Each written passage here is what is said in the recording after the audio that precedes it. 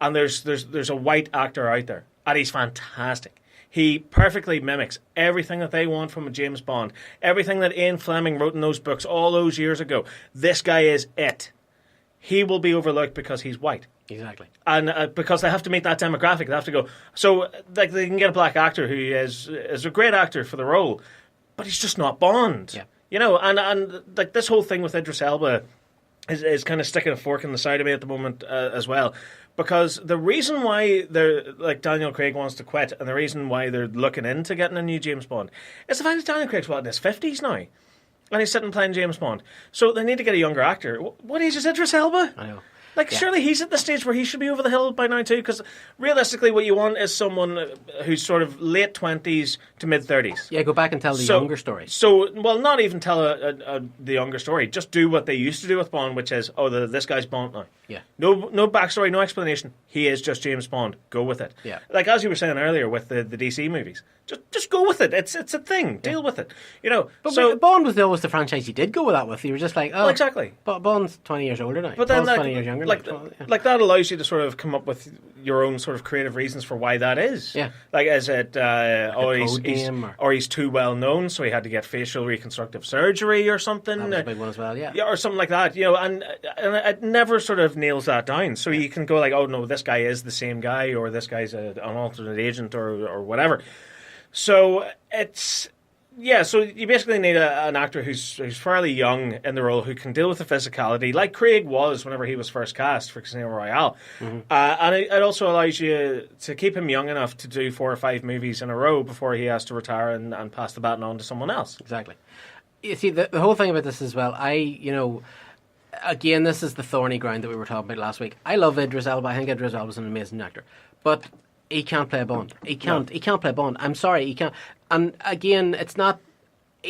James Bond at his core is this old racist white guy who we saw the hints of in the earlier Bond movies when Connery played him, and even when Roger Moore played him. Yeah, heavy drinker, heavy womanizer, very high up in society, and a racist. He was a racist. When Ian Fleming created the character, he was a racist. So you can't have a black actor or any other ethnic group except a white guy play James Bond. However, I love Idris Elba. I really do. I think he's an amazing actor. Mm-hmm.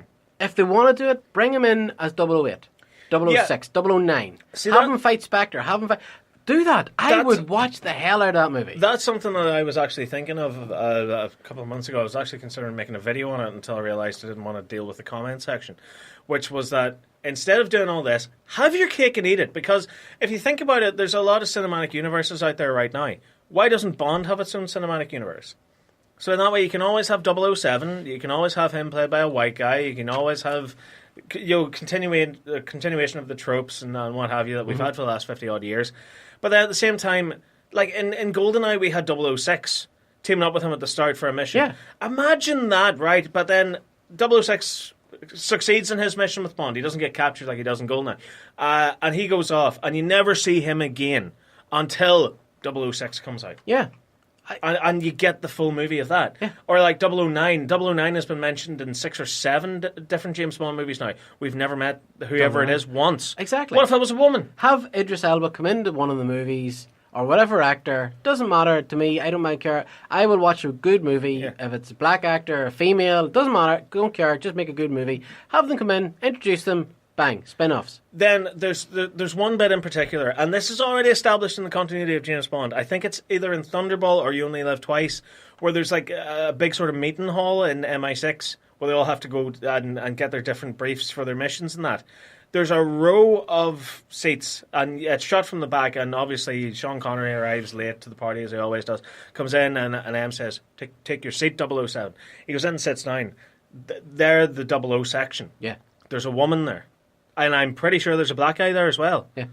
Tell their stories. Their stories, yeah. And then what you could have is something really great where you can set up over 4 or 5 different movies. Because the worst thing about James Bond is that there's never a movie every 2 years.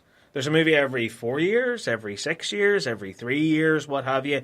In the interim, tell those different stories. Yeah. And you could also do it in such a great way too, where you could have the various 00 agents in their own movies fighting one of the henchmen from Spectre. Yeah. And then you get the team-up movie. Where they all storm the castle. Yeah. Like the Bond Avengers. Yes. Yes, I'd watch that. But, it's I don't know. It's just one of those things where it's.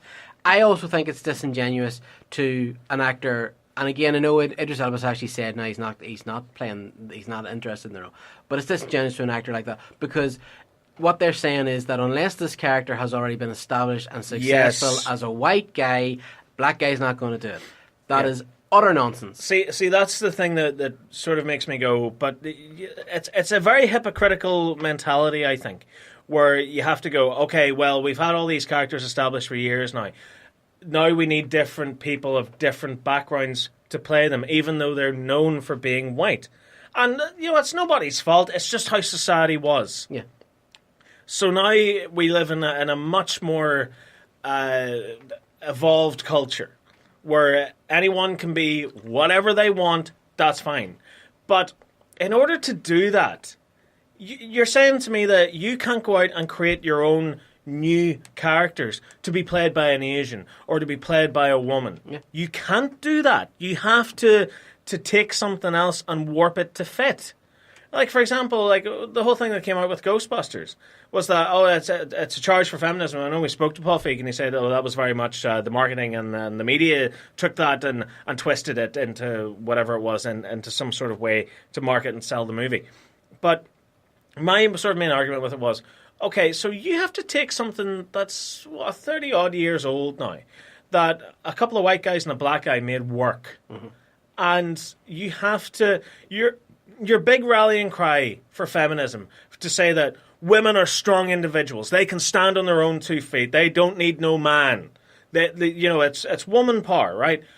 Your big charge for that is for them to take over something that a couple of white guys made popular. Yeah. Really? It doesn't make sense. Look at Wonder Woman as a perfect antithesis to that, where Wonder Woman has always been a strong female character. And she got her own movie, boom, there she was. Yeah. And everyone accepted it and everyone loved it because they didn't care that it was a woman. They just cared that it was a great character.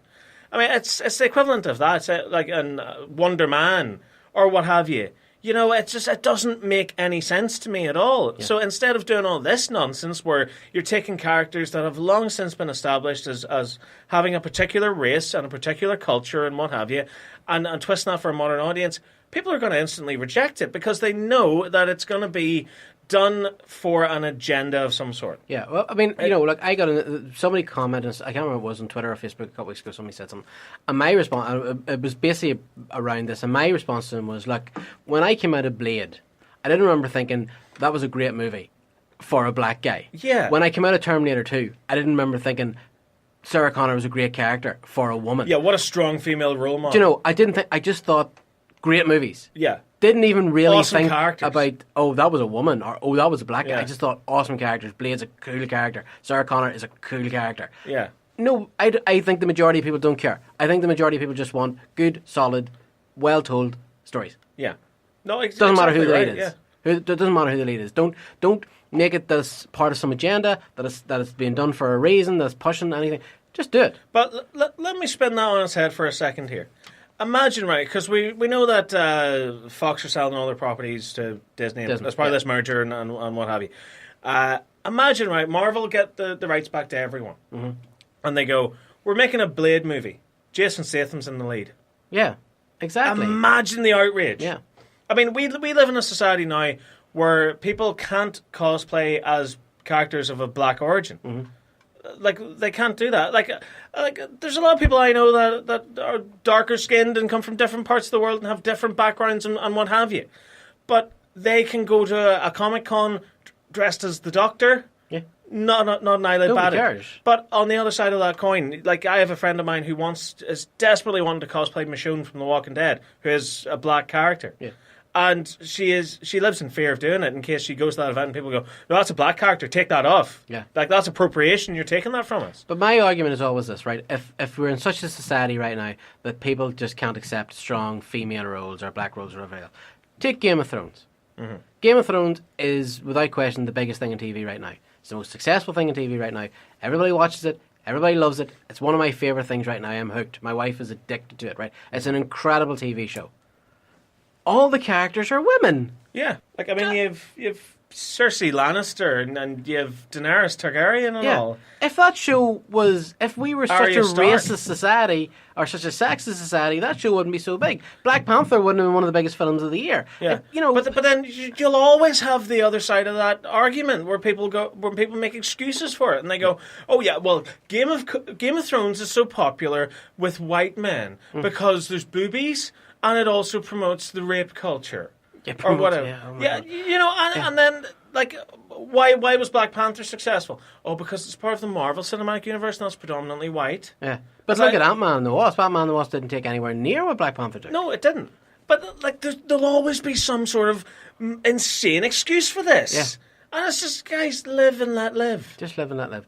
But again, it's the whole thing as well, because whenever Scarlett Johansson played Ghost in the Shell, where they went to like talk to Asian fans and they were like, what do you think of this actress in the role? And they were like, oh my God, she looks amazing. She's beautiful. This is brilliant. But it's this Western culture thing, where the Asian culture, they were like, yeah, this actress looks great. We don't care. But whereas it's the social justice warrior march. Yeah. Where they go, well, no, this is wrong because this is supposed to be an Asian character, so it should be played by an Asian and this, that, and the other. But whereas with, like, turn around and ask the Asian population, like, go to China, go to Japan and ask them, they don't care. It's just a movie. They don't care. And it's crazy. Everybody needs to take a chill pill. Right. Last night it was announced that The Big Bang Theory is finito. Can you believe that, guys? It's finally gonna die. it's finally dead. Yeah.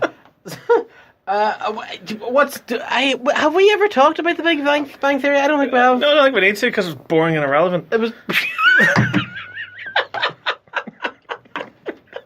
What do you really mean?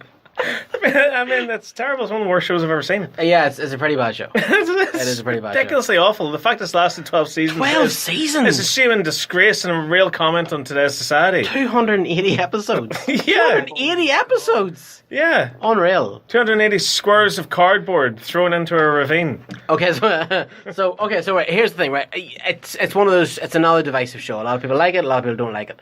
I personally thought it was just background TV fodder. I never really paid it much attention. Well, I think the problem with The Big Bang Theory is that it's fallen into that cookie cutter kind of sitcom format that we've had over the last couple of years, where it's indistinguishable from the other stuff that we have now. Yeah. Like New Girl, Two Broke Girls, what's like How I Met Your Mother, and all that. It's just. It's that canned laughter nonsense. Yeah. Where like someone will say something and like have you seen some of the videos on YouTube people put together where they've taken things like How I Met Your Mother or 2.5 Men or something like that, and The Big Bang Theory especially, and they've cut out the canned laughter. No. And it genuinely makes Sheldon Cooper out to be a serial killer. Yeah. Like because with no laughter or anything, like he basically says something science talky and silence for about a minute and a half. Yeah, it's fluff TV. But it ran for 12 years. It was a big part of the nerd culture, so to speak. Now, the producer of the show, Chuck Lorre, he said last night, "We're forever grateful to the fans for the support of The Big Bang Theory during the past 12 seasons. We, along with the cast, writers and crew, are extremely appreciative of the show's success and aim to deliver a final season and series finale that would bring The Big Bang Theory to an epic, creative close, and it'll come to an end in May 2019. Yeah, well, I would say that they're proud of it because, I mean, it's money for old rope, isn't it? It is at this stage, I would imagine. Now, the rumour online is that it all depended on Jim Parsons, who plays Sheldon Cooper, coming back, and apparently he has no interest in coming back, and that's why the show is gone. Right. So one of them has a brain then? So one of them has a brain. Yeah, so he, that's the big revelation, that apparently he does not want to come back. Yeah, I can't believe him. But I've never seen him in anything else, have you? The Muppet Movie. I've never seen him in anything else, have you? Muppet Movie. Yeah, the bad one. No. Which Muppet Movie? He was in the one with Amy Adams, wasn't he? Oh, is that not terrible? He was. I remember watching it and thinking it was awful. I thought it was great. Okay. I didn't like the one with Ricky Gervais. Maybe that's what I'm thinking Muppets Most Wanted. Yeah, that's it. Oh, it was crap. With like Evil Kermit. With Evil Kermit. Yeah. That was awful. But anyway, yeah, so honestly, I blame The Big Bang Theory for Andrew a lot said of... he was in Galaxy Quest. Who cares? Was in Galaxy Quest. Anyway. So, right, I blame The Big Bang Theory for a lot of the problems that we have in nerd culture today. Interesting. Tell me more. Right. So if you think about it, the big kind of switcheroo kind of came whenever the Big Bang Theory started. That was what, 2006, 2007?